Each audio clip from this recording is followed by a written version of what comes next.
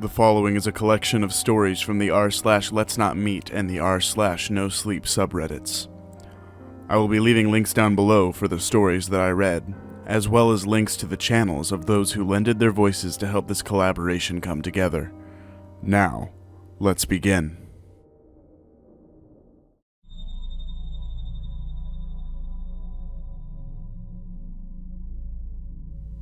I hate my job. I hate selling days of my life, barely earning enough to sustain it. I hate my boss who tells me I'm lucky to find stable work in such an uncertain world. I hate my friends who treat dreams like an unfortunate symptom of youth that need to be outgrown. And most of all, I hate myself for not doing anything to change it. I keep waking up at the same time every day, just to sit in traffic. I read the same lines on the same billboard with the same happy models leering down at me. I don't think I could go on if I thought that this was all there was. But if I'm waiting, then I don't know what I'm waiting for. That's why I started listening to self-help tapes in the car. Motivational speakers would tell me about how I had the power to change my life. And for a few minutes at a time, I'd believe them. That obstacles, no matter how great, were only in my mind, and that anyone could be happy if they just willed it hard enough. And if I wasn't happy yet, then I just had to buy another book and keep trying. My favorite speaker was a guy named John Fallow, who claims he used to be a day laborer making less than minimum wage. When there weren't any jobs available, his fellow workers would play cards or chat. But he kept going door to door, knocking on businesses until he found one that needed work done. Pretty soon, John had enough clients and extra money that he started hiring other laborers to work for him instead. The more jobs he got, the more workers he hired, until, lo and behold, he was running a business of his own. Then they had a second location, and a third. Before you know it, he was a millionaire with 500 stores across the country. But it was never about the money, says the guy selling $30 audiobooks. He gave it all up so he could give motivational speeches and help others achieve their dreams.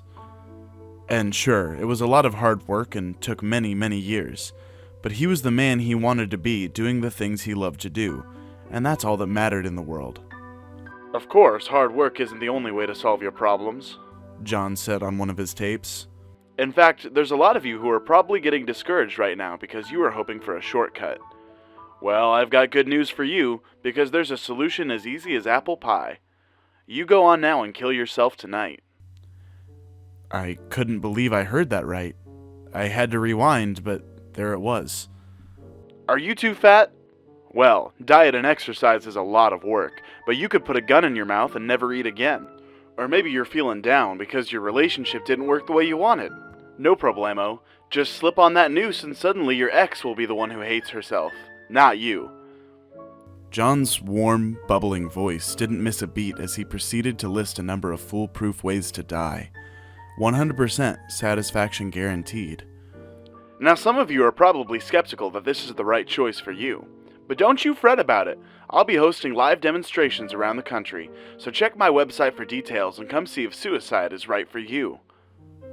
Part incredulous, part out of morbid curiosity, I visited his website and found he was hosting an event in my city next week. Sure enough, his website had a video of him standing on stage with a man who hung from the rafters by his neck. The crowd was cheering like wild as the dying man's body was racked with its final spasms. John Fallow lifted the dying man's hand to reveal it giving a thumbs up, and the crowd cheered even harder as though their team had just scored the final goal. I bought a ticket and printed out the confirmation code. I don't know why I did it, but for the first time in a long time, I really felt like I had something to look forward to.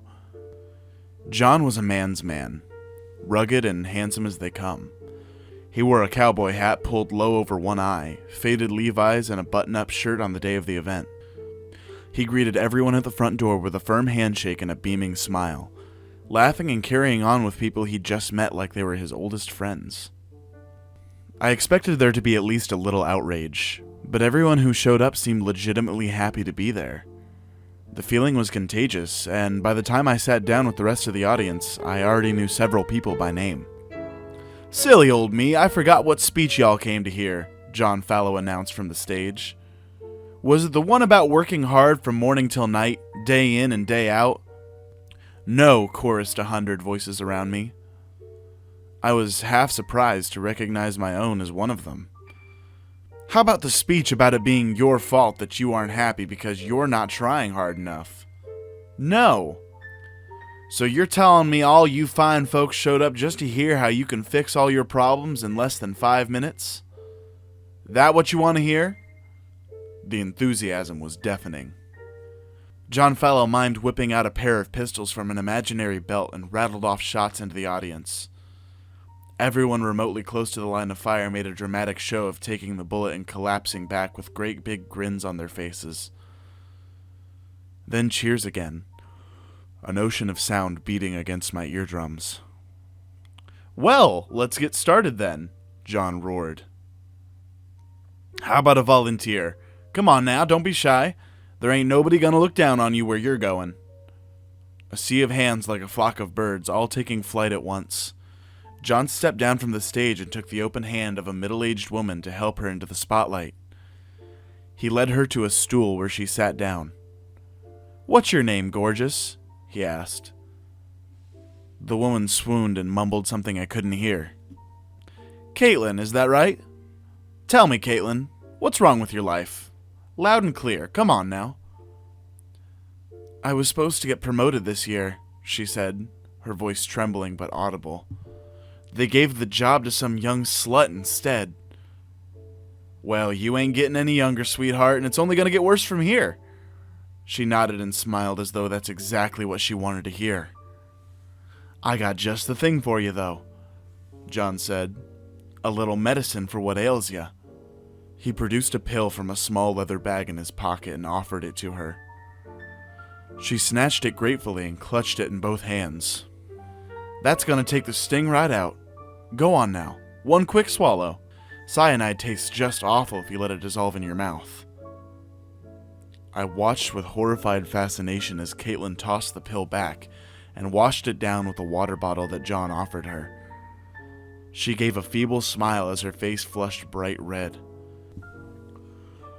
The room watched in anxious silence as she started panting for breath, each labored heave more desperate than the last.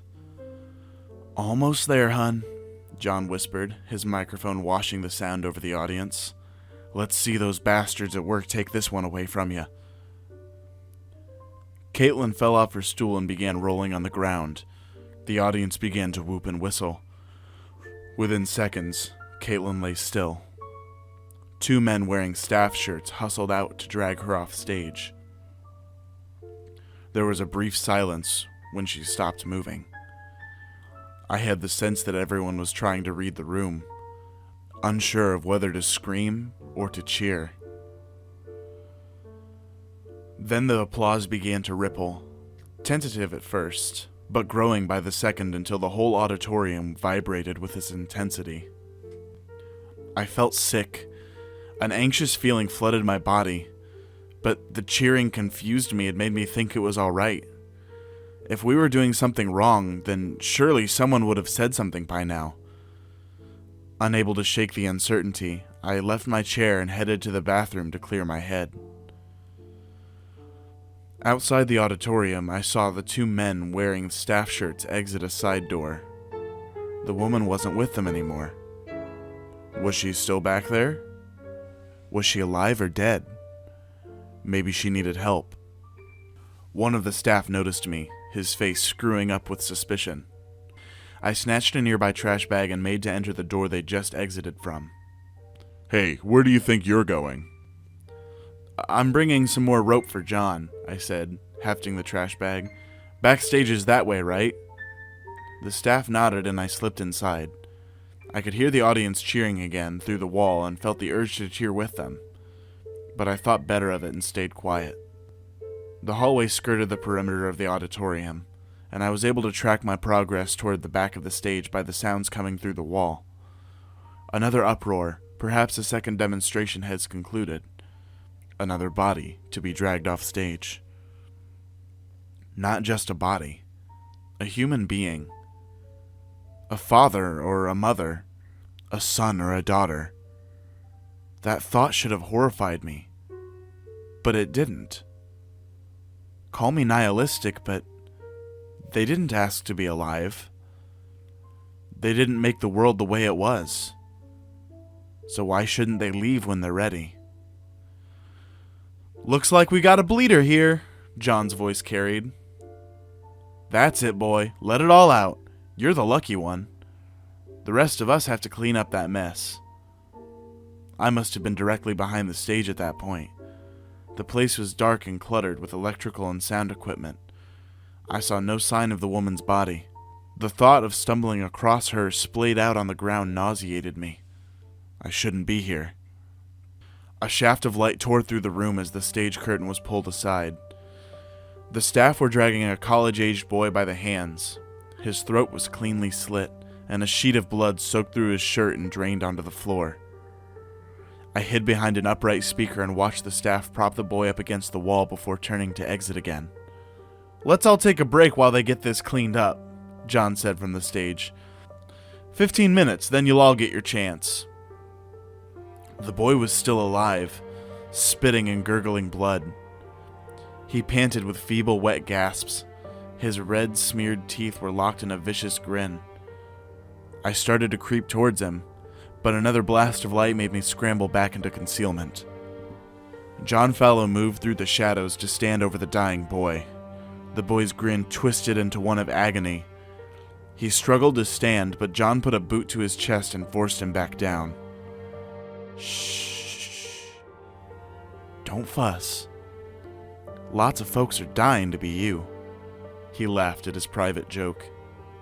The boy tried to answer, but the wet sucking sound that escaped his lips carried no words. "You did this to yourself. You wanted to fit in so damn bad that you didn't care what you had to do. Now look at you." It was too late to save him. The boy was barely breathing now, and the pool of blood encompassing him was still growing by the second.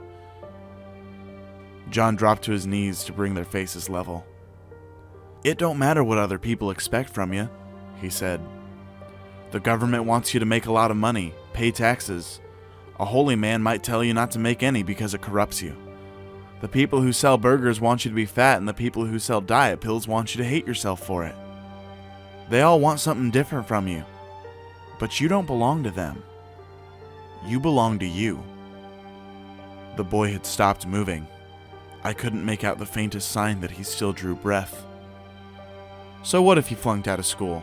Does that make the stars any less bright, or the taste of strawberries more sour?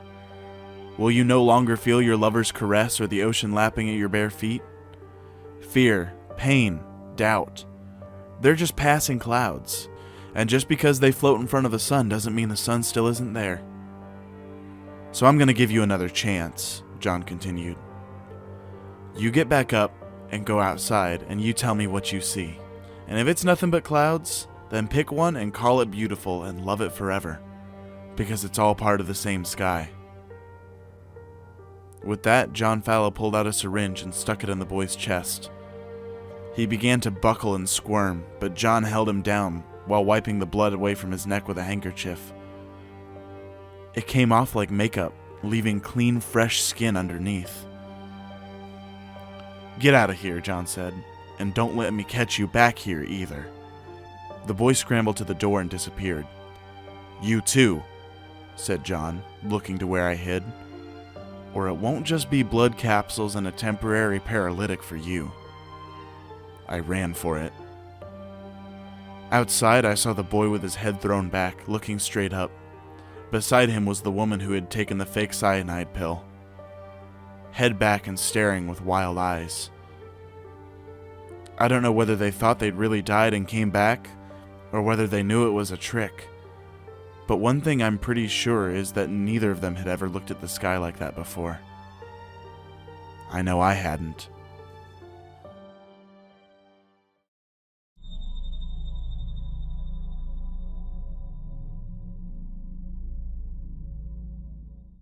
My wife surprised me on our third anniversary with a nerd's dream come true.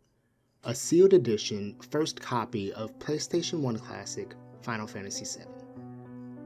She said she bought it online from one of those auction apps, Top Hat, Let It Go, or something like that. I couldn't believe my eyes when I saw it. The seal looked authentic, like it had never been opened. She had literally paid pennies for something that was priceless. She said she was probably intended for me to make it something to brag about at my next Comic-Con that I went to, but things didn't work out that way. One day, I came home from work and I saw my 8-year-old daughter Sarah lying on the couch with a PS1 controller in her hands. "What are you playing, sweetie?" I asked as I looked down towards the screen. My heart suddenly plummeted. She was near a Shinra tower on disc 1. "I found your new game and wanted to give it a try," she said excitedly. I was furious. I also knew that she didn't know any better. Instead, I stormed to the kitchen where Tara was cooking and gave her a sharp glare. "I thought we agreed not to open the game until I could get it to Comic-Con." "Look, I know how much it meant to you. I'm so sorry, Leonard," she began. But I wasn't too mad about it, to be honest. Disappointed maybe, but I decided to turn it into an opportunity to help my little girl learn the franchise as much as me. After that afternoon of work, we'd spend a few hours playing, and I would help her when she got to a difficult part in the game. "Who is your favorite character?" I asked, at the part where Cloud got to take one of the other MCs on a date at the Golden Saucer every year. "The flower girl. She's really sweet," she said with a smile. I gave her a slight smile and felt my stomach do flips for a second. Spoiler alert, folks, we all know what happens to Aerith at the end of Disc 1. She dies, as you might imagine. When Sarah got to that part, she was not happy at all. In fact, she was so mad she threw the controller down and went to her room and cried. "What's going on?" Tara asked as she came in from the corner office. "It's nothing. She's upset about the game," I told my wife as I snatched the controller up and saved the file at the end of the Disc 1 so I could transfer later to Disc 2. "Doesn't sound like it meant nothing to her. You know how she gets really into this. You better go in there and apologize to her," she advised. I knew she was right, so right as I tucked in Sarah, I told her not to get so upset about the game. "Will the flower girl come back in the game, Daddy?" she asked. "No, sweetie. It's meant to be sad. That's why they made it go that way. To make a compelling story," I told her. "I don't want to play it then. Not without her," she pouted. "Well, don't you at least want to give it a try? You've never been one to give up on new things, and you're enjoying it so far," I pointed out. She hesitated for a moment, then shrugged. "Okay, sure." The next day, I was expecting her to come up with an excuse as to why she didn't want to play. But instead, I saw her hard at work opening part of Disc 2, where Cloud and the others were climbing through the circle cave of Ice and Inn area. "Hey, I see you're back at it," I said with a smile. "Dad, guess what? The flower girl is back," Sarah exclaimed excitedly. Sure enough, when I looked at the screen, I saw her in the party, including Cloud, Barrett, and Aerith. "Huh," I said as I sat down, trying to figure out how that was possible. "It's weird though, when I'm in battle she doesn't do anything, just stands there," she explained. "Show me," I encouraged as she went into the next random encounter. She did, and Cloud and Barrett had their turns, but the flower girl just stood there.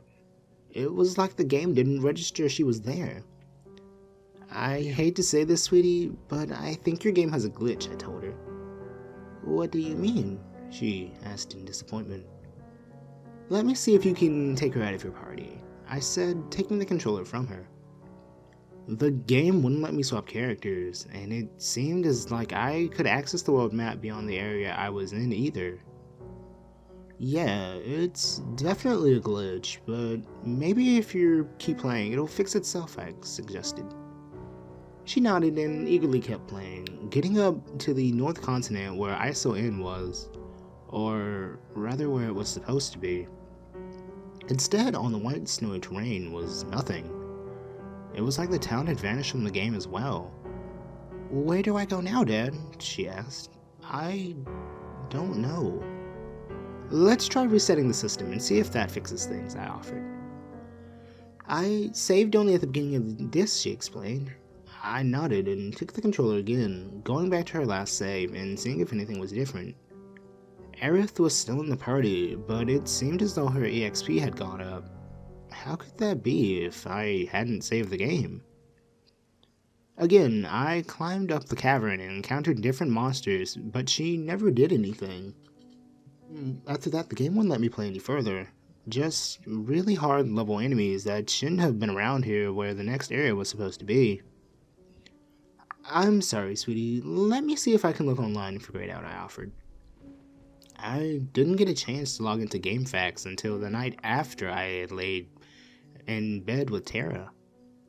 I tried to see if anyone else had made a post about the unusual glitch and went ahead and made one of my own. You're really obsessing over that stupid game? Tara asked.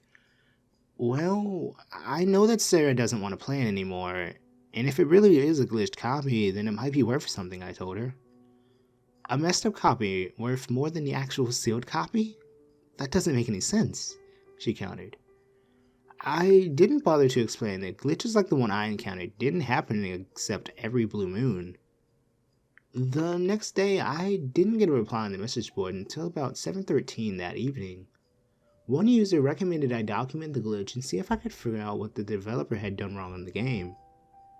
So, for the next few nights, I did that, and Sarah quietly watched. Every time I played it, it seemed like the same thing happened. Aerith would gain XP and the others wouldn't. The monsters would become harder, and I couldn't progress. One day, Aerith limit bar activated on the screen. Hey, that's new, isn't it? Sarah excitedly asked. I clicked on it, but it didn't seem to see any options show up. A few flower petals started to fall into the screen, and then it abruptly went black. Then I heard this loud wailing noise. It sounded awful. The game returned to the title screen, and Sarah and I both didn't say a word until I loaded the save file.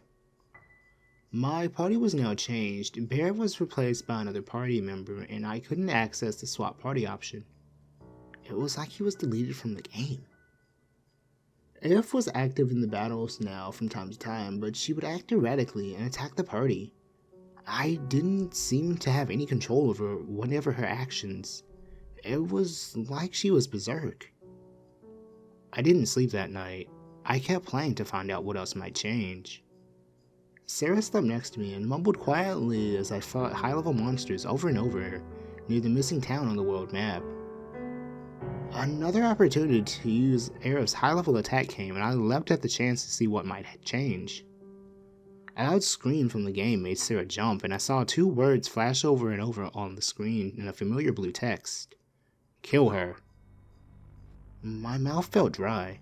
I clicked the save file again, and another party member had been replaced. Daddy, I'm scared. I don't want to play this anymore, Sarah said nervously. I agreed and shut it off for the night. But the next day, the nature of the glitch was all I could think about. What was the cause of it in the first place? Was my copy the only copy of the game that was this way? I decided from then on to not play when Sarah was watching. That meant staying up late to document what happened. But it was worth it. My party was soon down to 3 members, Cloud, Aerith, and the anthropomorphic cat, Red 9. All the others had disappeared after the glitch had seemed to make them vanish forever. The limit break for Aerith came up again, and another blue text box. The cat was the one speaking. You have to stop this. Was he addressing me? I felt my palms getting sweaty as I tried to select different options besides Aerith's attacks. The game wouldn't let me choose. His message kept popping up on screen. I shut the game off and tried not to freak out. This wasn't possible. It was just a gimmick from the game. I've read too many of these creepypasta things to know that this is some sort of prankster kid hacking the game to do this. But I need proof of it. I wanted to figure this out, and I can't help but play it again the next day. When I loaded up the save file this time, I was surprised to see only Cloud and Aerith were there in my party. Despite the fact that I hadn't taken any action, the other party member was gone. Another warning message flashed as we went into battle. Stop playing. Had this been this kid's idea of a joke? I figured that I'd probably get scared, but I kept going. Aerith was only nearly 99 at that point, then her attack option came up again. The flower petals fell on the screen as usual and then went black. I figured Cloud was gone from the game as it simply crashed. Instead, the game reset again and a new save file was online. It didn't have a registered time of how long I had been playing. It was just like it was there all along. I clicked on it and heard a strange wailing noise emit from the TV as the screen shifted colors, and then I saw all the other party members from the game hanging in a dark space. They were just hanging there. The game sprites like puppets on invisible strings. None of them had any color to their sprites or any facial registration. Just lifeless dolls. Then I saw Aerith in the middle. A blue text box appeared. It's just you and me now. It was ominous to read, the supposedly haunted message. I couldn't help but get this feeling that this wasn't supposed to be just in a normal jacked game. I don't want to die, so I changed the rules. Now, I can do whatever I want. The game screen flashed and one of the sprites disappeared. I can't wait to be free. Then another. It's all thanks to you. And another.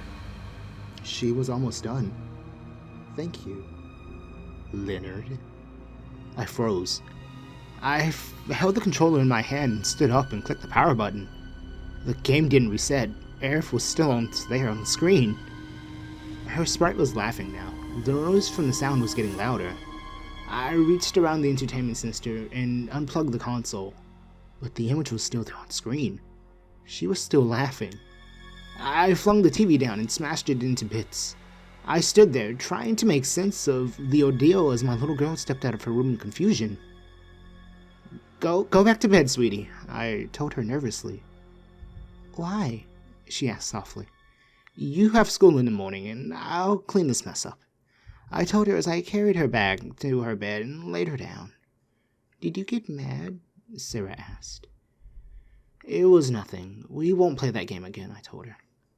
Okay, Daddy, as she snuggled into her bed. Daddy, she whispered. Yes, sweetie, I said as I caressed her forehead. Is it 'cause the flower girl is in here now? She whispered. I felt the hair on my arm stand up. She's here? I asked softly, not daring to turn around. She keeps laughing at me. She says it won't be long now, Sarah said in a frightened voice. I shook away the jitters I was feeling and told her to get some sleep. I didn't want to think about that strange game again. The next morning, Tara took one look at the damaged TV and gave me a stern look. Sarah knocked it over, I lied. It was wrong to blame her, but it was the best excuse I could come up with in short notice. She looked at me and told me to go talk to her. I was fully intended to explain the lie to my daughter, but when I got to her room, she was gone. There wasn't anything disturbed in her room, but I saw something lying on the bed next to her pillow. Flower petals.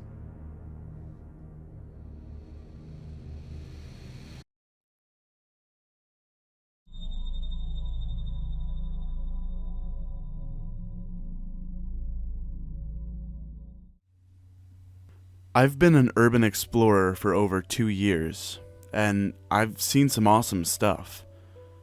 But amusement parks, specifically Disney parks, are an urban explorer's brass ring. Once my best friend began working at Walt Disney World, I finally grabbed a hold of the ring. Disney's River Country, an older Disney water park, has been abandoned since around 2001. I've seen so many stories about the park, but none of them has done the mystery of it justice. Back in the early 80s, a brain-eating amoeba killed an 11-year-old boy. But as many know, that had nothing to do with its closing. The park conflicted with new laws that had been passed, but River Country was much different than the other parks. When you go into the main Walt Disney World parks, you get this Disney feeling. You truly feel like you're in a magical place. But with River Country, you get a very different feeling. An odd feeling, like you're an outsider. I remember standing in front of the dilapidated lake in the middle of the park, and I just felt like something wanted me to get out.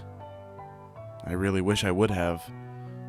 But let's go back to when I first found out that I was going to get the chance to go into the park.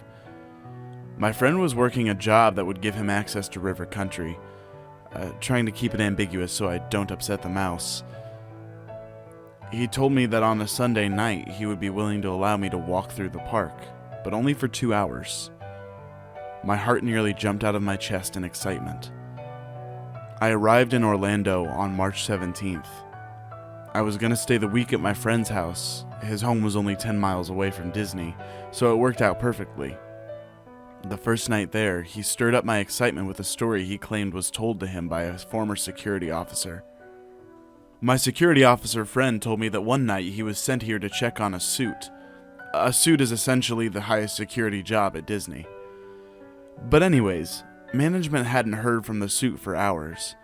He was sent into River Country to inspect a possible intruder. So my security officer friend goes into the park and is immediately enticed by a voice screaming for help. The voice was coming from one of the lake docks. On the dock sat the suit, sobbing like a baby, and next to him sat a girl, dressed in all black, blood flowing from cuts on her wrists. My friend looks down to grab his radio, and when he looked up, the suit was still there, but the girl was gone. He quit the day after he told me the story. You have no idea how excited I was after he told me that story. As an urban explorer, River Country itself was exciting, but as a paranormal lover, the story made the park sound even more amazing. The next day, I went to the actual Disney park. I rode in with my friend at 6 in the morning with a big childish smile on my face and $400 in my pocket. I first went to Hollywood Studios, which was my second favorite as a kid. I sat near the front of the park for nearly 2 hours, spending most of my time FaceTiming with my girlfriend. Finally, at 9, I was one of the first people to enter the park that day. Oh Jesus, I was like a child again. Nostalgia hit me like a ton of bricks as I took in the atmosphere of the park. But that nostalgia was completely crushed as I started to go on the rides. On the Tower of Terror, I had my first weird encounter. During the part where you travel through the hallway, as soon as the doors open, I noticed someone wearing an old army uniform behind one of the walls. It was very obvious that the person was trying to hide. They even had a giant grin on their face. I thought this was part of the ride, but no one else was reacting to it, so I just brushed it off and thought they didn't see him. My next odd experience was on the Great Movie Ride. It was about noon, and it had gotten incredibly hot, so I was already a bit flustered at this point. At the Wizard of Oz part, I noticed something a few feet behind the Wicked Witch. I adjusted my glasses and looked harder. It was the soldier again, but this time he looked like a corpse that had just been worked on at a funeral home. So artificial, but the giant grin still covered his face. After my second sighting, I decided that it was time I changed parks. Once I left, I hopped on a bus to Magic Kingdom. I had the time of my life there, plus no more incidents. The only odd thing that happened was I think I saw a group of suits. 3 men in black polos were rushing towards the Space Mountain. Other than that, the nostalgia overtook me, and I felt like a kid once more. Around 11 that night, my friend finished his shift and picked me up. We both drove right home. I told him what I saw that day. Wait, seriously? An old worker went around telling a story of something else happening in the Great Movie Ride last summer. He described to me what the former workers saw, but it was completely different. Later, I spent an hour packing for the next day. 1 digital camera, 2 camcorders, 2 phone chargers, food, and water. It felt like I was going to war rather than exploring an abandoned park.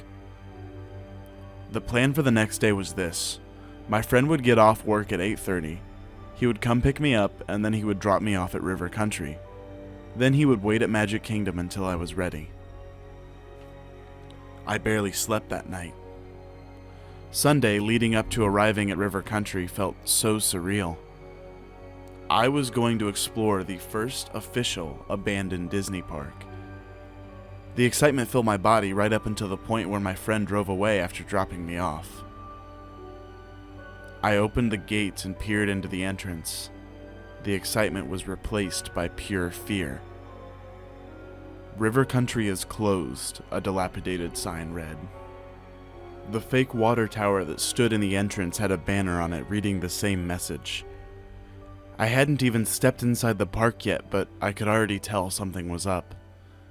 I clenched the straps on my bag and stepped inside the park. The pathway was lit up by dull bulbs. This surprised me. Why would the electricity not be shut off? I snapped a few pictures of the sign and the water tower, and then I headed to my first destination, the nature trail. The Florida environment seemed intent on taking back this park, so it was hard enough trying to find the entrance to the trail.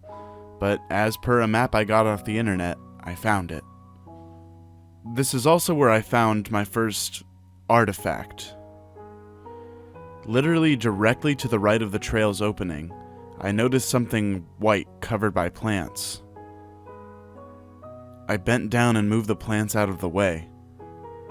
It was a Mickey Mouse glove. I used a stick to move it around before I snapped a few pictures. I noticed a jelly-like substance on its palm. The nature trail didn't have any lights, so I had to use my flashlight. Maneuvering around all the tall plants and trees was infuriating, but what I found halfway through made it worth it. On the side of the trail, next to a snow-white tree, was a sign that sat on a pedestal. The sign read, "Dumping Grounds." That's when I decided to fire up one of my video cameras. As I documented the sign, I felt like I got hit by a big wave. My head felt light as a balloon. I stumbled around like I was fighting a powerful bout of vertigo. I got really nervous, so I sped up through the trail. Just as I was about to leave the trail, I heard something in the bushes on my right. My heart started racing, so I broke out into a complete sprint until I reached the end of the trail. I practically fell down the stairs at the exit. Once I was out, I reminded myself that what I heard was probably just an animal. I sat down on the stairs, chuckling to myself, when I noticed something under the plants a few feet away from me. Using a stick, I moved the plants. A plastic eye was covered by weeds. It was in a long oval shape, too. I pushed the plants out of the way and snapped a few pictures of it. I then made my way towards the slides that went to the main pool. On my way, I passed a towel return pavilion, and inside the pavilion, a bright red light caught my eye. The wooden window at the front was slightly open, so I moved it to the side. Inside the pavilion sat 2 things. A camcorder, nearly identical to mine, was set up on a table, recording, and a white wig sat next to it. I reached into the pavilion and pulled out both items. The wig seemed identical to the hair that the ghost at the Haunted Mansion had. I snapped a few pictures before pulling out my video camera. I was going to document myself going through the videos on the camcorder. The first video was 15 minutes long. It featured a family, mom, dad, 2 daughters, just going through Magic Kingdom. The cameraman responsibility was shared by the mother and the father. They looked so happy throughout the whole video. The second video was only 25 seconds long. It featured the father holding the camera and sprinting through the Sport Disney Pop Hotel courtyard. It was night, and the father sounded frantic. He briefly pointed the camera behind him, and what I saw sent chills down my spine. A black silhouette of a monstrous thing was chasing him. The video ended with the father dropping the camera.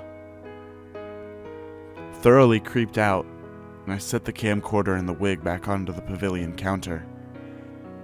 Turning on my video camera's flashlight, I continued my trek to the slides. Should I just leave? I asked myself questions like that over and over. The atmosphere of the park just made me feel so uneasy. It was like something wanted me to get out. Once I got to the slides, I felt a sense of urgency to get up the stairs as quick as I could. It reminded me of when I would run up the basement stairs as a child to avoid the monster. So I did just that. I nearly fell a few times, but I got up the stairs in seconds. Below the slides were 2 pools. I held the video camera to my side and took pictures with my digital camera. It felt so odd that 20 years ago, these pools were filled with thousands of children every day. Hey! My breathing halted and my body froze up. The raspy, angry voice that called out to me came from right below the slides.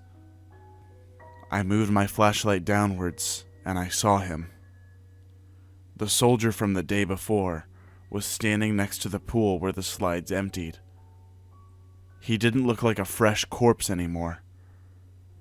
He now looked rotted and decayed. He had no nose, but his haunting grin stayed intact. He stared right into my eyes, like he was burrowing into my soul. He waved enthusiastically and then skipped towards the stairs leading up to the slides. My heart was beating faster than it ever has. I could hear footsteps approaching the winding stairs. I looked over the edge of the slides. They had some water in them, but if I jumped, I would easily shatter my legs. But I had to make a decision, either jump or face what was coming up the stairs. I closed my eyes, prepared to jump, but then I noticed something. Silence. No footsteps were coming up the slide. I took out my flashlight and positioned myself so I could see every stair. Nobody was coming up, but a piece of paper with a rock on top of it was now sitting on the bottom stair. I scurried down, grabbed the paper, and leaned on the wall behind me to avoid a sneak attack. Dig up the secrets, or leave scarred. I guess I was going to have to invest in some therapy because I chose to leave scarred. I just broke out into a sprint, weaving around, hoping I would find an exit. Eventually I reached the main lake. Shit, that was directly in the middle of the park. I stood on the docks and stared at the lake, trying to catch my breath and reconfigure my brain. Something had to be fucking with me. Sir! I whipped around and gripped the end of my flashlight, prepared to swing it, but the voice from behind me came from a security officer. He was wearing an older-looking uniform and mouse ears, but I assumed that he was still a security officer. Oh, thank God. I know I shouldn't be here, but something isn't right. Someone is screwing with me. Please, help me out of here. The security officer just looked at me, like a father ready to scold his child. He opened his mouth as if to respond, but he didn't. His face quickly changed from anger to a look of pure anguish. His mouth just dropped open, and his eyes went into his head. I started to move backwards, but he moved forward. That's when blood just started to pour out of his nose like a faucet. I tried to move back more, but I tripped over a fake life preserver. My bag, my video camera, and digital camera all flew from my possession and into the lake. I closed my eyes as the guard fell to his knees, but when I opened them, he was gone. Did I finally get a breather? Hell no. As I sat up, I heard splashing about 25 feet behind me. I twisted around and tried to make out the source of what was in the water. The moon provided just enough light to see it. the same figure from the video on the camcorder. It was a humanoid figure, but it was completely featureless, and instead it was jet black all around. It was holding a decaying, goofy head, and it was heading for me. I took a deep breath, hopped to my feet, and started to sprint away. As I began moving, I heard something land next to me. It was the goofy head. Its eyes stared into mine, acknowledging me. The next couple minutes were a complete blur. With no flashlight, I was running aimlessly, hoping to find some exit. Also, all around me I could hear people. It started off as normal theme park noises, but after a couple seconds, the voices sound frantic, and then the screaming started. I was too terrified to look behind me to make sure that the silhouette wasn't following me. I didn't want to chance it. Finally, after a minute of sprinting, I reached a fence. I jumped up, grabbed the top, and vaulted myself over it. Luckily, I had my phone in my pocket, so I immediately called my friend and begged him to come grab me. I was actually only a couple 100 feet from the entrance. He told me he was on his way and hung up. I sat against the fence, exhausted and terrified. I looked next to me, and under a collection of stones sat a small ripped piece of paper. "You can't expose me," it read. I just started laughing. Not that I still thought that someone was screwing with me. I was laughing at the sheer madness of the last 27 minutes. I'm actually pretty sure that I laughed until my friend came and picked me up. So, why am I posting my story now when it all happened months ago? Well, that's because my story doesn't end there. The scariest things came up when I was trying to research what I had seen.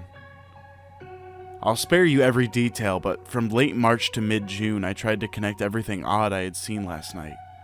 And last week, I finally pieced it all together. About the soldier, well, through multiple sources, I learned that on July 9th, 1976, a 49-year-old World War II veteran died in the parking lot of the original Disney World. He had gotten into an argument with another driver. A fight ensued, and the vet ended up dying after slamming his head on the ground. The picture matched the man I had seen. Oh, but he didn't die at Disney. Nobody dies at Disney. This is a reoccurring theme for some of the other explanations. As for the security guard, well, do you honestly think the 11-year-old boy was the only person to fall to River Country's brain-eating amoeba? Nope. 2 weeks before that boy died, a longtime Disney security guard also passed away. The guard had been working at River Country when he was forced to wrestle with a very high lifeguard at the main lake. It's my belief that during this scuffle, the security guard accidentally got some of the lake silt up his nose. A week after the incident, the guard died. Official death? Brain aneurysm. Which is bullshit. I did some work, but I got to look at the hospital records, and he had the same symptoms that the 11-year-old boy suffered from before his death. The Mickey glove I saw was extremely tough. I've connected it to 5 possible stories, but this one's the front runner. In August of 2011, a Disney employee was convicted of the rape of 4 minors. I had to go through some really grisly court documents before I made the connection. The worker used a specific type of lubrication for each crime. After even more digging, I discovered that the lube looked exactly like the jelly that was on the hand. Oh, and the guy's job? He played Mickey in Epcot. As far as the video, it's still pretty much a mystery. But I think I have something. Back in late 2009, a woman posted on tons of Disney forums, asking people if they had seen her daughter and family. The woman posted a picture, and they were the same people from the video. But, after doing some name searches, every person in that video is alive and well. I'll have to do some more research. The Haunted Mansion wig was the hardest thing to connect. It took me 2 months of digging to attach a story that would fit.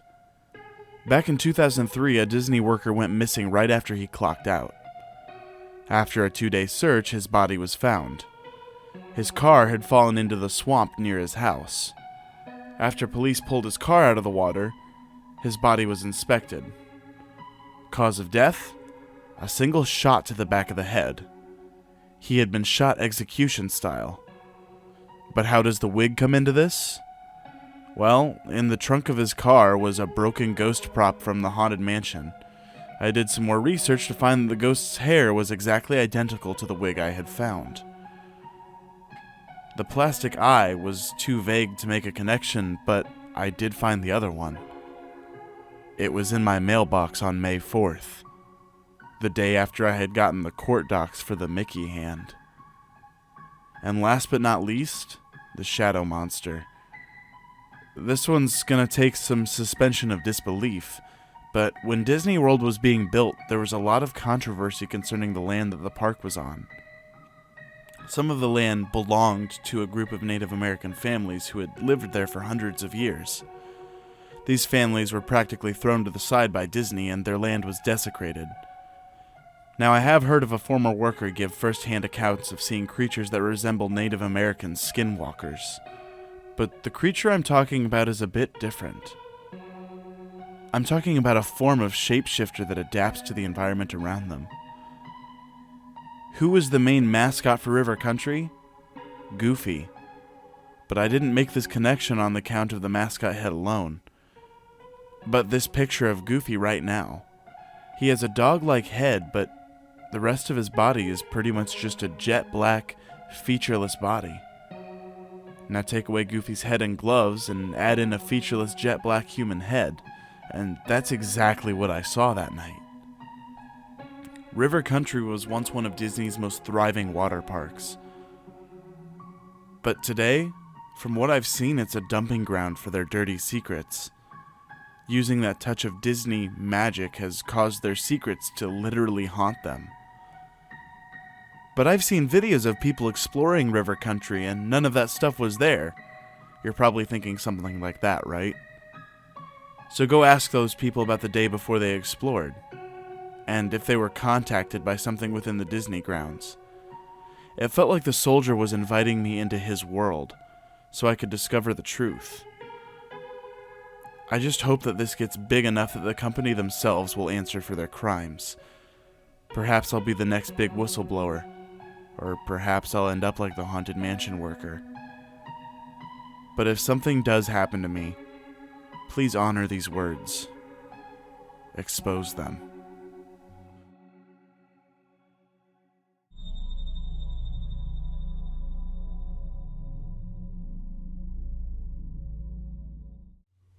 Last night, like most nights, I was having trouble sleeping. Usually I mindlessly watch Netflix to let the sleepless hours bleed together and pass quicker, melting my brain to the point of forcing it to rest. I just cracked open a can of cheap beer and began sipping reluctantly. I don't usually drink, but I ran out of weed and I really had nothing else to try to curb my natural anxiousness with. Another big part of the remedy to my anxiety is usually sucking cancer out of the end of a slow-burning cigarette. I smoke American Spirits, so as some of you out there know, it takes a good 13 minutes if you're not in a hurry. Typically, I have my cigarettes with me, and I typically step out back to enjoy them. After wasting 5 or so minutes searching my room for cigs like a schizoid looking for bugs planted by the CIA, I realized they're probably in my car out front. So I grabbed my keys, my lighter, and my beer, and I casually headed out my front door to my car. Up to this point, I've described a pretty standard night to most people with anxiety issues. Nothing really strange or weird, and, in my opinion, kind of a relaxing night, to be honest. Anyway, I get to my car and I pop open the passenger door, and to no surprise, there they are. I didn't take another moment to think. I fished out a cigarette on the spot, lit her up, and immediately the weight of my anxiousness freed itself from my psyche. But halfway through my cig, I got bored. I left my phone inside and I didn't really have dick to keep myself busy with during my 13-minute cigarette. So I put my lit cigarette and my beer on the little ledge by my front door, and I ran inside to grab my phone. I don't know why, but I threw the lock on before popping inside. In hindsight, the thought of what could have happened if I didn't scares me down to the marrow of my bones. I unlocked the door and opened it. My cigarette and beer were no longer on the ledge, but placed on the floor about 6 feet away from the door. My heart literally sinks to my stomach so fast. I honestly felt like it was about to fly out my ass. I knew better. I knew I wasn't crazy. The half a second it took for the fear to register itself in my brain, all signs pointed to danger. I can be paranoid sometimes, a lot of the times, but I learned to trust my gut, even if I feel insane. I slammed my door shut and twisted the lock. The second the lock clicks, I hear heavy running and feel the handle twist in my hand, and the door shudders back and forth violently. My heart actually made its way through my asshole this time. With nearly zero hesitation, I shoved my cheek to the door and my eye to the peephole. I had to see. A dark black figure was frantically pacing back and forth, loudly muttering, "Fuck, fuck, fuck, fuck." The bastard was in a fit of panic and rage. When I realized what was happening, I realized he was watching me the whole time. When that realization hit me, I grabbed my father's Remington. Trying to be loud enough for him to hear through the door, I gave her a good whack. After, I quickly poked my eye through the peephole and he was gone. Now, I know he probably tried the door first when I went inside for my phone and it was locked. Strike one. Then he moved my stuff to try and trick me into venturing further outside so he could ambush me, but it failed. Strike two. Then his last desperate attempt to gain entry after he spooked me, trying to force his way in. Well, that was strike three. He had a solid plan, and he did a good job executing it. I guess I used up all my luck on one evening. I haven't slept at all. My eyes and head feel like they're gonna explode. I just stepped outside to check everything out now that the sun has risen. My beer had been emptied, and sticking out the top was a rolled up piece of paper. All it said was, "I'll get in. Be careful, everyone."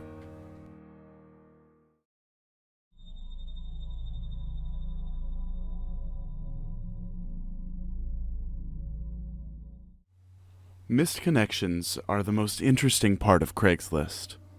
Anonymous people on an anonymous website posting things into the cybernetic aether hoping to find a connection they missed.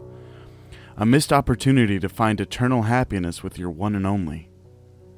And, of course, there's a good amount of cringe. So much cringe. When you've had a bad day and you need to cheer yourself up, I found that the fastest way to do that is by finding yourself someone who's an even sadder sack than you to laugh at. It's not the healthiest way in the world to cheer yourself up, but it's always worked for me. Well, until now. The day started off okay enough.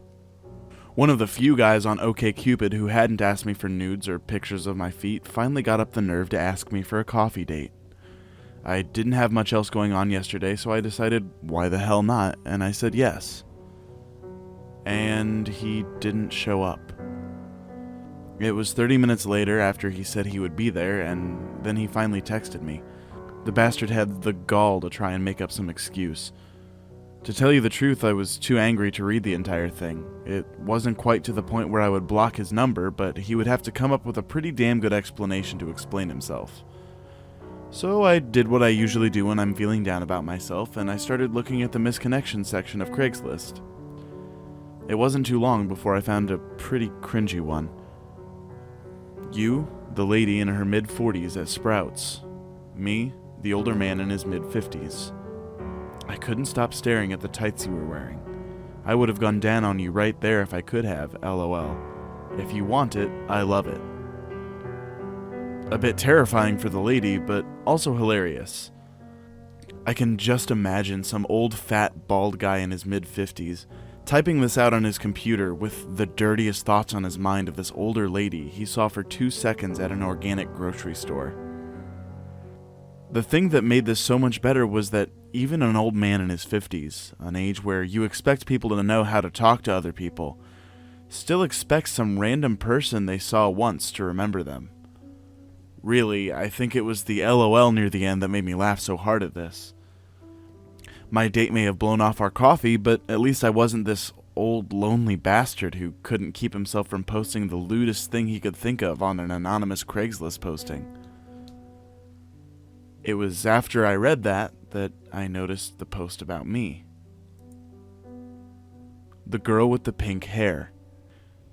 We were both at Starbucks on 24th Street and Camelback. You had pink hair and I was too shy to say anything. Thinking of you. I dyed my hair bright pink for a Halloween costume, and the Starbucks the poster mentioned was in fact the one I was at for my earlier failed coffee date. I had looked at the misconnections posting a lot over the past couple of years, but never found one about me. I would say it was flattering, but there was something about the post that was unsettling. Thinking of you. I can't say why it was unsettling. Those 3 dots after the thinking of you left a lot of implications. Could it be flattery? A threat? What exactly was he thinking about me? I'm pretty sure you can't report a post for an unsettling ellipses, so I just tried to ignore it as I kept searching for anything that would cheer me up. Unfortunately, it looked like I had exhausted cringing at people sadder than I am on Craigslist. I was about to give up, but decided to try reloading the page to see if anything else would pop up. And that's when I saw the next post. To the girl looking at missed connections. Thinking of you. There was no way this post could be about me. Could it? There had to be hundreds, if not thousands of people looking at misconnections right now. It was just some troll trying to scare me. Well, not me specifically. Just trying to scare anyone who happens to be looking in missed connections. But there was that unsettling ellipses at the end. It was the exact same words in the exact same order as the post about me. Just a coincidence, of course, because it had to be. The bottom of my world fell out from under me as I reloaded the page one more time and I saw this. Yes, Samantha, I'm talking about you. Thinking of you in your oversized white t-shirt.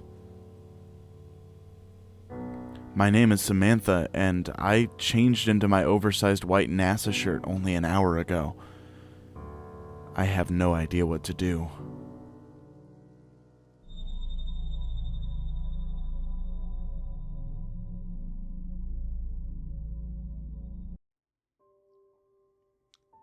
Hello, is this Mr. Henderson?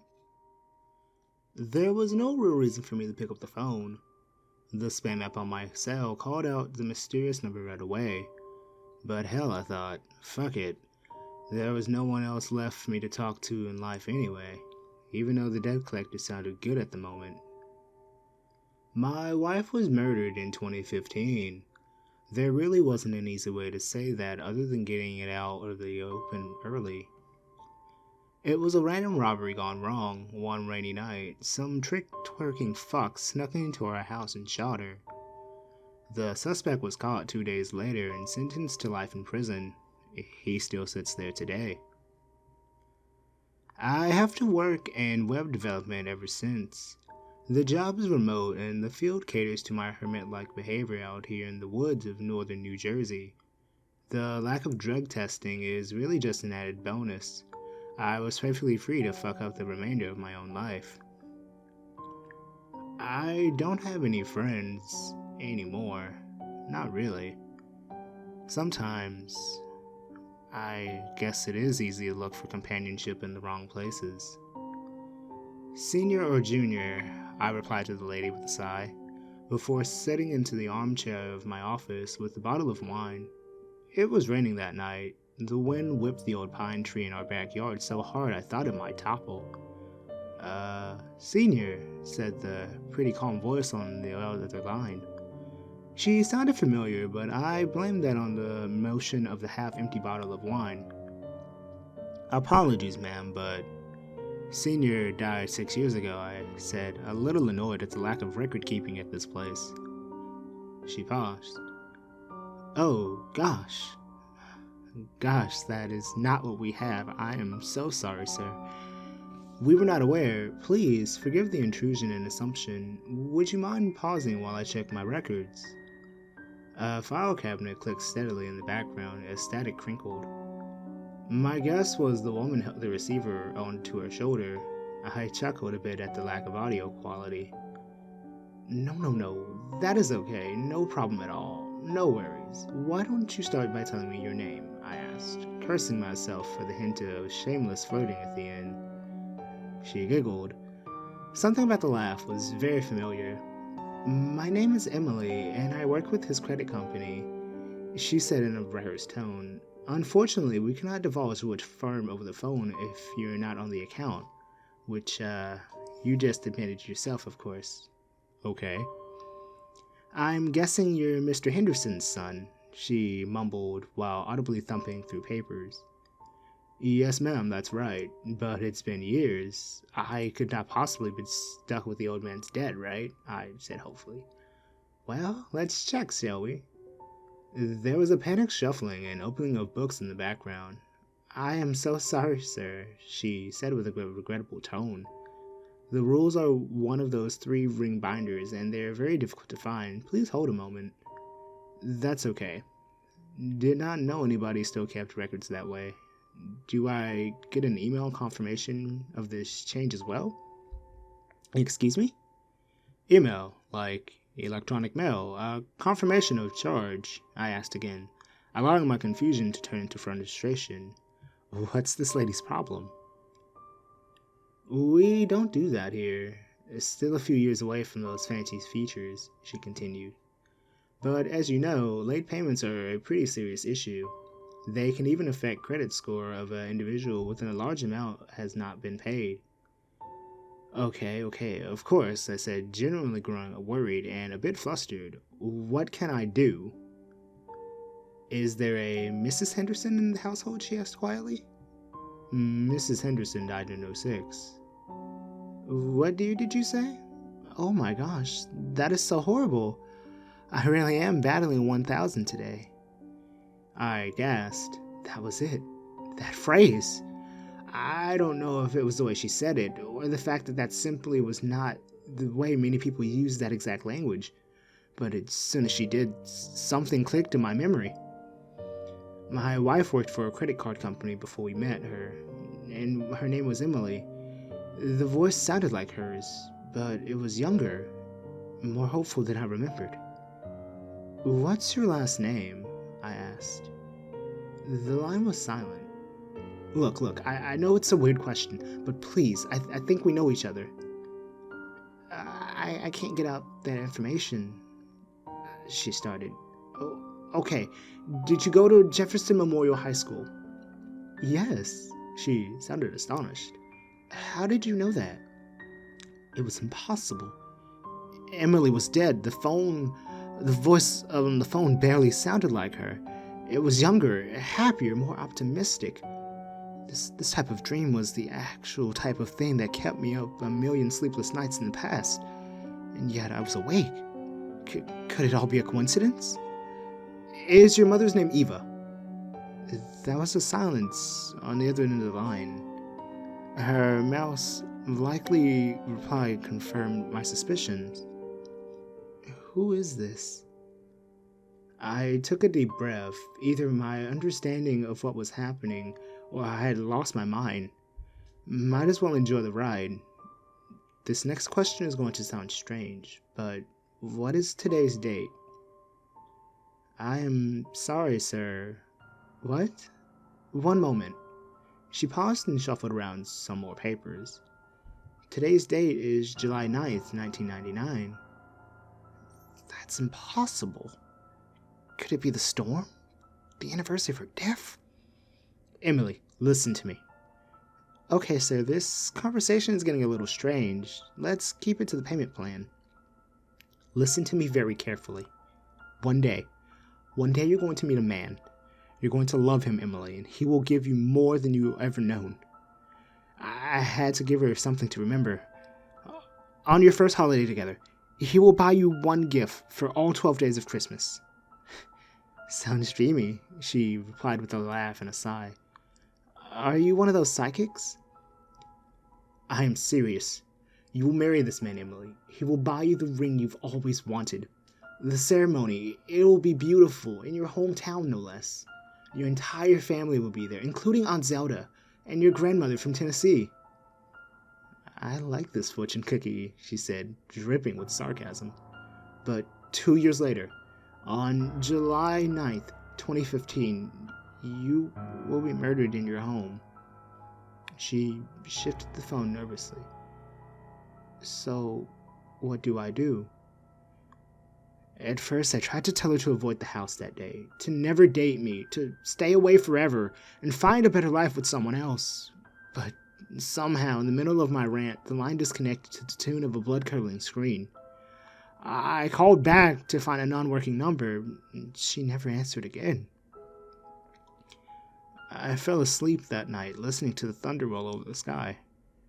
The scream from the night repeated on every time the flashes of thunder hit my house, and occasionally with flashes of her body on the floor unconsciously invaded my mind.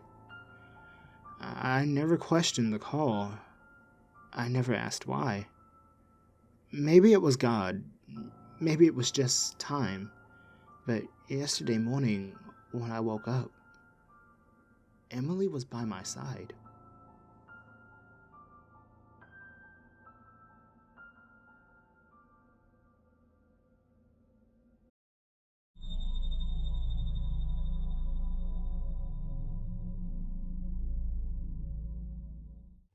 This happened to me about a month ago, but it still boggles me.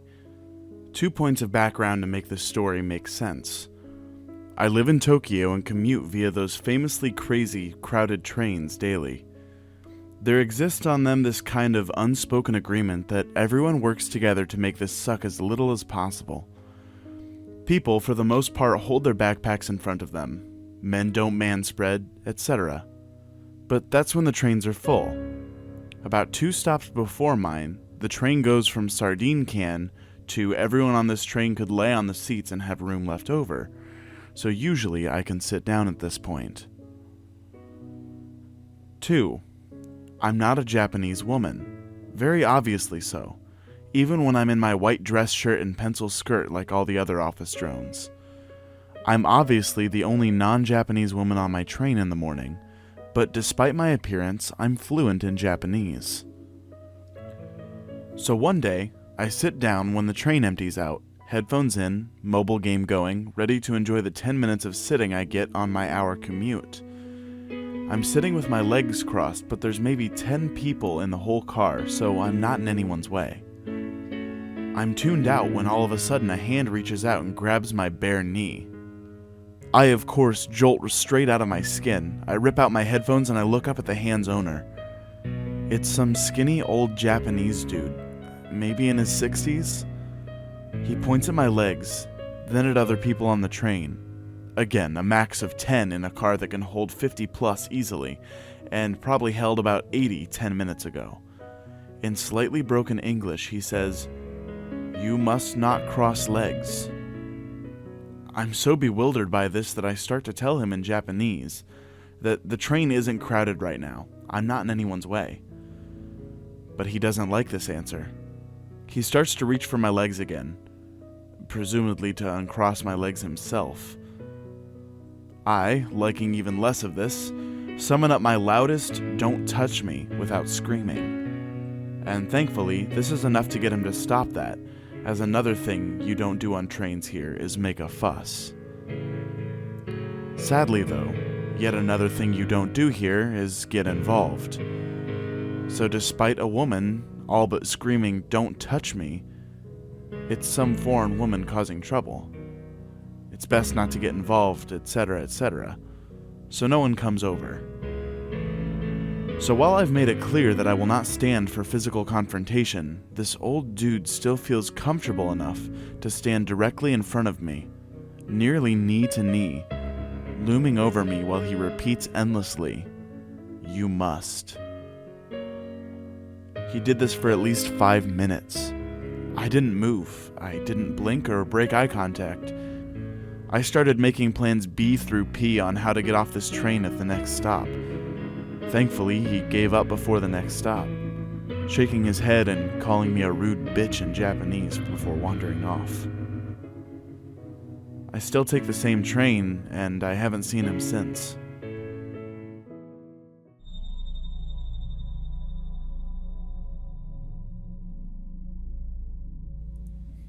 Two years ago, I drove from San Diego to the Anza Borrego Desert to solo camp. I had followed a dirt trail that led into the desert where I did some off-roading and sightseeing. When it got dark, I just decided to sleep in my truck and get up early to check out the Salvation Mountain, which wasn't super far away. Being in the middle of the desert in the winter, I kept the truck running on and off. I slept in the bed of my truck, which had a camper shell on it. I'd basically wake up when it got super cold and reach in and turn the engine on and let the heater run for a bit. If I'd wake up, I'd reach in and turn it off. When I woke up to what I thought was a bad dream, my truck was moving. I initially panicked, thinking I was rolling down a hill, but as I stood up, I could see someone driving my truck through the little square window. I freaked out. I laid my head back and I was certain I was never spotted. I didn't want to reveal myself and genuinely feared for my life. How the fuck somebody was out there was beyond me. A small part of me wondered if this person was lost and needed help, and in a desperate attempt stole a truck to get to safety. But I highly doubted that, and I continued to lay still. He drove all the way back up the trail I came in. As soon as he hit the highway, he floored it. After many, many hellish miles, he parked at a convenience store. He left my truck running and I watched him get out and light a cigarette. He paced towards the end of the store and I got out, jumped in front and nearly peeled out in reverse. I drove across the street and dialed 911 and kept my eyes on him. He took off running and after giving chase in my truck, I lost him near a trailer park. I called the police again to let them know. Who knows if they found him. I ended up in a random-ass town off the highway. Freakiest moment and feeling I've ever experienced.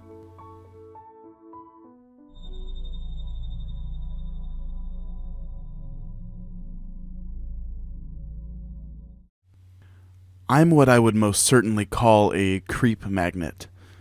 I get weirdos all the time, and it's become a joke I share with my friends and coworkers, telling them of the many, oh so many creepers I've encountered in my time as a retail employee. I get all kinds of people in my store, and I'm well known for my bright attitude and overly chipper way of being, which has come to be loved by all my regulars and newcomers alike. It's more than likely a contributing factor in why I get so many weirdos. And my height. I'm a very short girl, standing at 4'8" and looking to be about 5 years younger than my age of 21. I'm rather filled out for how young I look, so that's a reason as well. But on to this story. Today was like any other. Just another ordinary day, working by myself in the store, checking out customers, stocking shelves in my moments away from the register. A normal day. At some point, while on register, I greeted a man with a large dark beard, bald and wearing glasses as he came through the door. He immediately smiled and got that surprised look on his face that I've come to know as the, oh shoot, I'm totally gonna creep on this girl today look. No biggie, I'm used to it. I know how to handle myself. Eventually, about an hour or two of being on register, I'd pretty much cleaned the store out of my customers and moved on to stocking candy. The man before, with the beard, approaches me with a smile and holds up a large white trash can. Excuse me. Yes, I reply, glancing from the box I'm stocking. Are there any more of these in the back? This one doesn't have a lid. He says, gesturing to the large trash can in his hand. Oh, yeah, I can check for you. I smile and am polite like I always am before turning away and heading towards the stockroom. I notice he's following me and I think nothing of it, but glance down the aisles for any other customers as I walk, immediately taking note of the store's emptiness. Well, shit, I guess it's just us in the store, I think to myself. Moving through the stockroom door, I'm quickly relieved this guy stops at the entrance. "I'll be right back," I say as I make a turn around some full rolltainers, which, due to just receiving a truck, our stockroom is full of them. They stand very tall and are like giant movable walls, but they're very heavy. Being so small, I don't have to move them much to make a path right through and see what's on them. So after only a minute, I've made myself a little path, having 3 heavy ones on my right and left and in front of me. I decide to give up my search for trash cans. Sighing, I go to turn around and inform him of my defeat, only to find that he's in my tiny path of walls, a very tight squeeze for a man of his stature, standing directly behind me. Find them? No, I don't think we have any. I try to laugh and avoid acknowledging the creepy situation, but I'm aware of my surroundings. I'm in a very small area with walls at the back and sides towering over myself, and there's a very robust man standing in the way of my only exit, in a room very far from any customers, with no cameras and no other employees in the store. I'm helpless and increasingly growing scared at how this man isn't moving to let me out. I go to voice that I need to return to work after a solid minute goes by, but I'm not able to get out a single word before he says in this creepy, almost shy voice, "You're just the cutest little thing. Did you know that?" Within an instant, I'm scared and feeling ill intention from this guy. Oh my god, this is how I die, I think. Surprising myself, though, I choke out without thinking. I just heard my bell. "What?"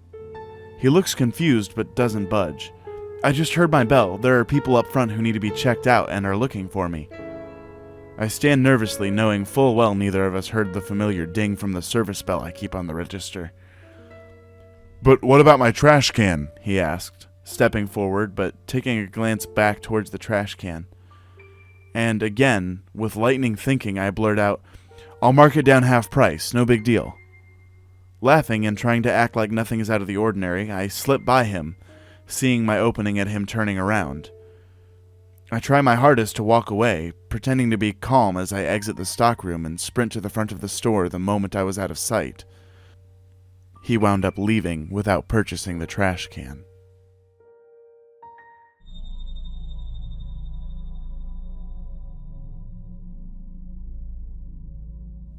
Just a heads up, this is a long story that involves some violence. This happened about 10 years ago when I was in college. I was a sophomore, about a 19, 20-year-old female, and I was horribly naive. The college I went to was a religious school, and this is partly the reason the problem continued on as long as it did. And it had several rules that students had to follow. The rules important to the story include not drinking on campus, and you could only visit the opposite sex in their room during visitation hours, and during visitation, the door had to be left open. I was not an unattractive girl, and I happened to draw the attention of a guy who shared the same major I did. This means that we had a bunch of classes together. He introduced himself to me as Andy, and we began talking. He was very tall, about 6'4", and quite heavy. At one point, he weighed 300 pounds. He expressed romantic interest in me, but I wasn't attracted to him, and I told him this whenever he brought it up. He would immediately backtrack and say how happy he was being my friend and that he didn't mind that I didn't care about him romantically. I did get along very well with him, though, and we hung out just the two of us frequently. The other people in our classes began to expect to see us together, and we became fast friends. Andy would often swing wildly from charming and sweet to insulting and manipulative. He would offer to take me places and help me with things, and then would say I owed him something in return for those things. He would say we were so close and we should date since we were already practically together all the time. Alcohol made it worse. I tried to avoid drinking with him, but it did happen occasionally, either off campus or sneakily while in his dorm room. He sometimes used my past relationships to manipulate me into feeling guilty. As a religious person, I had committed a cardinal sin by sleeping with the 2 guys I had previously dated before meeting Andy. He brought this up a lot, implying that I was damaged goods because of this. He at one point told me, "I'm the best man you could possibly get because of your past." Eventually, I caved and told him I'd date him just to see if there were any feelings whatsoever. This, of course, made him ecstatic, but it also made him extremely overprotective of me and jealous of any attention I received from anyone of the opposite sex. He would call and text me constantly, and if I didn't pick up the first time, he would call me until I did. He constantly questioned where I was going to be, and would follow me there if possible. I worked for the college as a short-order cook at their late-night grill, and Andy would wait for me to get off of work almost every night. He would sit at one of the tables for hours, just waiting for me to finish my shift. It began to creep me out, but I chalked it up to him being an overprotective boyfriend. We did eventually have sex, but I was still not physically attracted to Andy, and I was essentially waiting for him to finish every time we did the deed. He made me feel like it was a necessary part of our relationship, and that because I slept with my exes, I also needed to sleep with him. Despite this, I did genuinely enjoy his company and our conversations when he wasn't being possessive. We tried being in a relationship for 2 months until Christmas break rolled around. When I went home, I had a chance to clear my head and speak to my family about the situation. My mom especially seemed uncomfortable with how frequently Andy contacted me, and it got way worse when we were apart. He got a hold of my family members' Facebook pages and phone numbers, and he would call or message them whenever I didn't immediately answer his calls or texts. It got to the point where he was calling me upwards of 10 times a day, and I had hundreds of texts from him. This was a time where you had to pay for a certain number of texts per month, and no matter how many times I told him that he was using up my texts, he would still message me. I honestly couldn't afford this relationship anymore. After thinking long and hard about it, I called him up. I told him how I felt and that I thought this relationship wasn't working. I said the cliched phrase, "I still want to be friends," and I genuinely meant it. Andy flipped out. He began calling and messaging me even more frequently than before, at all hours of the day and night, swinging wildly from, "You broke my heart, please come back to me," to, "How dare you, you stupid bitch, I deserve way better than you," and back again. I had no clue what to do. I dreaded returning to school, and when the day finally came and I went back to campus, Andy sought me out. He would freak out on me for no reason, curse at me and call me names, and then apologize profusely. His attitudes would change frequently, sometimes the next day, sometimes even the next hour. He still waited for me outside of work. He still followed me back to my dorm. He still walked with our group of friends to and from class. When they were around, he would pretend to want to be friends, then wait until we were walking alone and start in on me. He would push me or step on the back of my heels while I was walking and mock me. Then when I complained, he would say he was just joking. I didn't realize it at the time, but he was showing all these warning signs, and I was too stupid and naive to pick up on him. I did tell him I thought we needed to spend some time apart, and that worked for a short while. Andy eventually seemed to even out, and a few weeks later invited me to his dorm to play video games with him as a peace offering.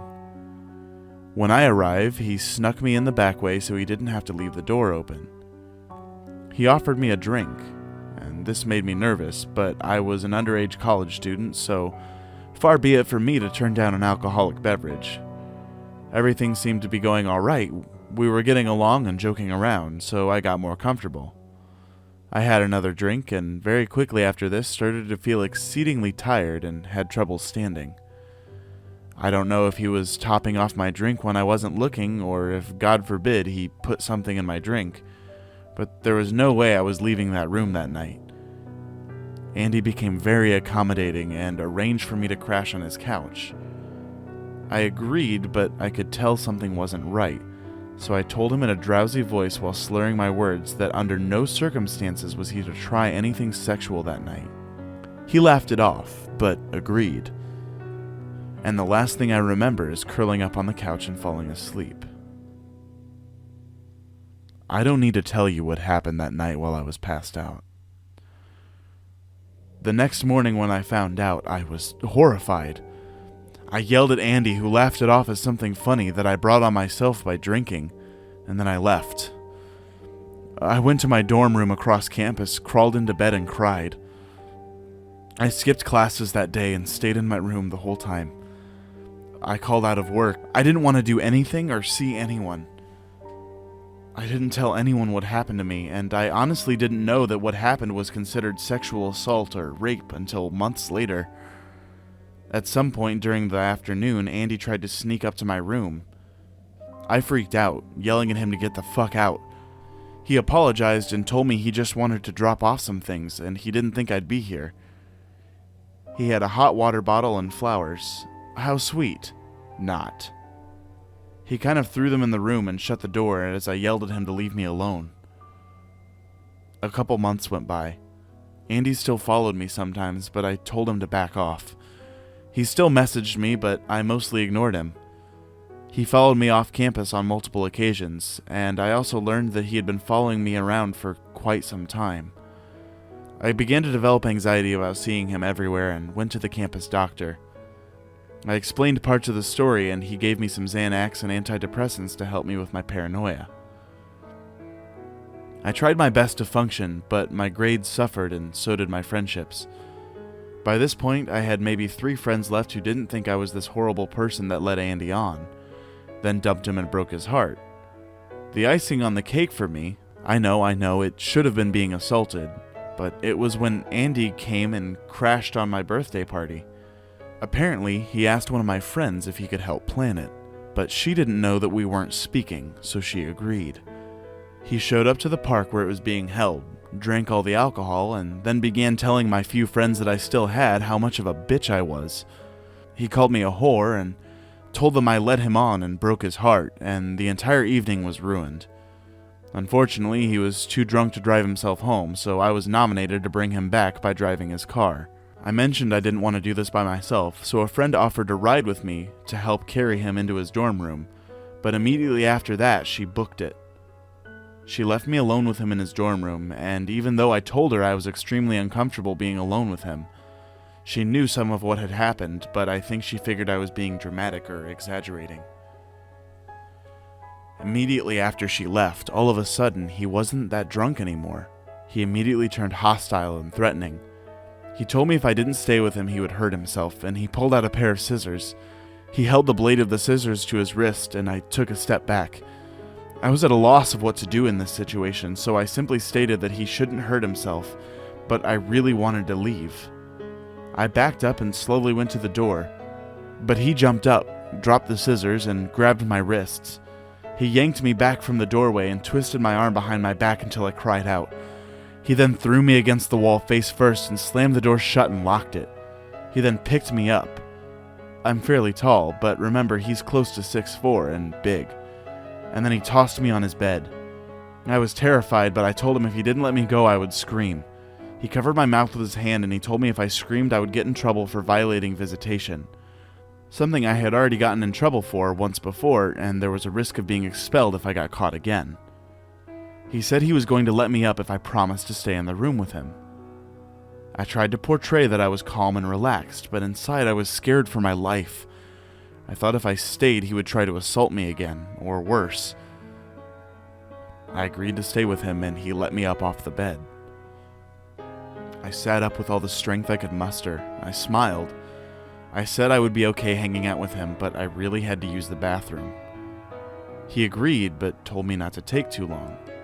He said he'd be waiting outside the door. The dorm bathroom was actually a shared bathroom between the 2 dorms. In Andy's room, there was a door to the right that led to the bathroom. Then, if you walked through the bathroom, there was another door on the opposite side that led to another dorm room. Both bathroom doors could be locked from the outside to prevent someone from one dorm using the bathroom to access the other dorm room. I went to the bathroom and closed Andy's door. Then prayed the guys who lived in the next dorm room were trusting enough to leave the bathroom door unlocked. I walked to the other side and tried the doorknob. Miraculously, it turned, and I opened the door into the room of 2 very surprised guys. I apologized and mumbled, "I just need to get out of there," before turning to leave. They both stared incredulously at me as I ran out of their front door. I left that residence hall and ran all the way across campus to my dorm. All of a sudden, I heard footsteps behind me and heard someone shouting my name. My heart sank. It was Andy. I panicked, but the hall that housed my dorm room was directly ahead of me. I picked up the pace and Andy followed suit. He was gaining on me, and it had been ages since I ran. I'm the perfect example of saying, if I'm running, you'd better run too, because something is chasing me. I could see the entrance to my dorm. I had my key out and I grabbed the door handle of the first set of doors. There were 2 sets of doors that led into my residence hall. The first one was always unlocked, but the second set you needed a key for. When I got inside the first set of doors, Andy caught up to me and grabbed me by the arm. He tried to use his weight advantage to pull me back away from the second set of doors and out of the entrance. I fought with everything I had, yelling at him to let me go the whole time. I saw through the dorm window there were people inside the foyer, and if I could just get their attention, I could get one of them to open the door. I finally managed to get close enough to the second set of doors to knock. The instant I knocked on that door, Andy let me go.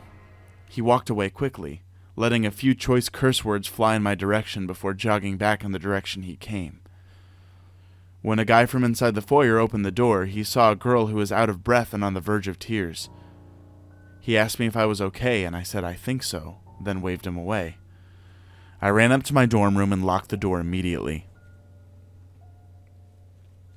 The very next day, I contacted my RA about the situation. I showed her some of the messages Andy sent me and explained that he had broken visitation by coming into my dorm to drop off some stuff for me, and that he had just chased me across campus. She was immediately concerned and contacted the Dean of Discipline. They instituted a ban on Andy being allowed to enter my dorm and told him to stay away from me and to not contact me anymore. It took him a long time to even begin to comply. I should have gone to the police, but when I met with the Dean of Discipline, he strongly encouraged me to keep everything in-house. He said, "We are a family, and we will deal with this internally like a family should." I didn't learn this until years later, but this is the attitude of many colleges when dealing with victims of stalking and assault who attend their schools.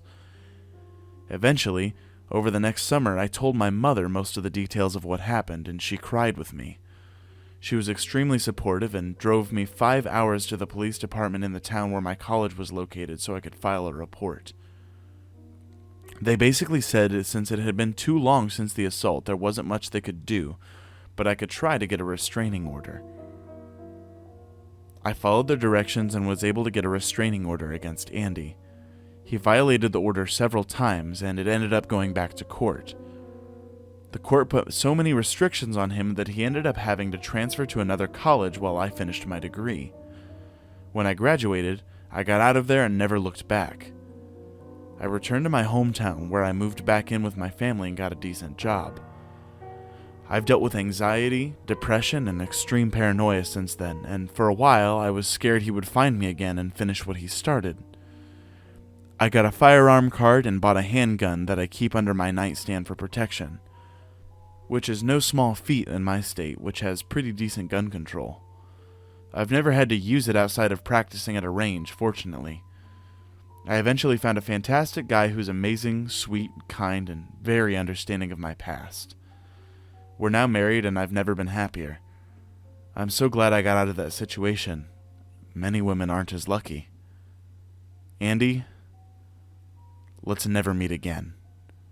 Because if you try to hurt me, I'll probably be armed.